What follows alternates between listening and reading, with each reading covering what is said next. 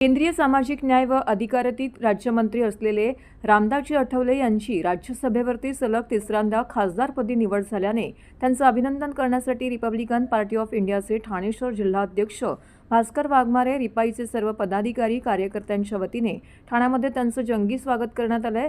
सिन्नर या ठिकाणी त्यांचा कार्यक्रम संपल्यानंतर मुंबईच्या दिशेने रवाना होत असताना ठाण्याच्या पूर्व द्रुतगती महामार्ग येथील सेवा रस्त्यावरती रिपब्लिकन पार्टी ऑफ इंडिया ए गटाचे ठाणे शहर जिल्हाध्यक्ष भास्कर वाघमारे यांच्या वतीने फटाक्यांच्या आतिषबाजीत, ढोलताशांच्या गजरात पुष्पवृष्टी करत एकमेकांना लाडू भरवत रामदास आठवले यांचे ठाण्यामध्ये जंगी स्वागत करण्यात आले।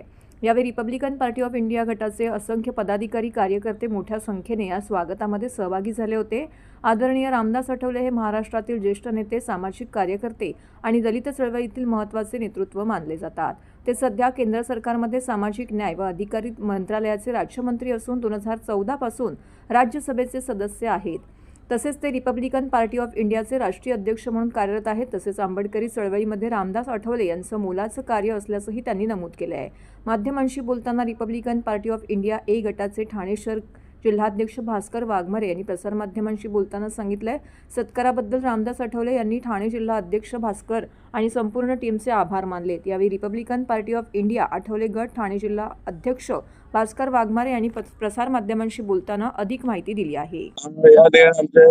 भास्कर वाघमारे आणि सगळी आमची शहराची टीम आहे, त्यांनी अत्यंत चांगल्या पद्धतीने स्वागत केलेलं आहे। मी कालपासून औरंगाबाद, धुळे, नंदुरबार, त्यानंतर शिर्डी, नाशिक, नंतर सिन्नर अशा अनेक ठिकाणी माझा दौरा होता आणि येता येता भास्कर वाघमारे आणि आपल्या शेकडो कार्यकर्त्यांच्या उपस्थितीमध्ये माझा सत्कार केलेला आहे। त्याचा मला आनंद आहे।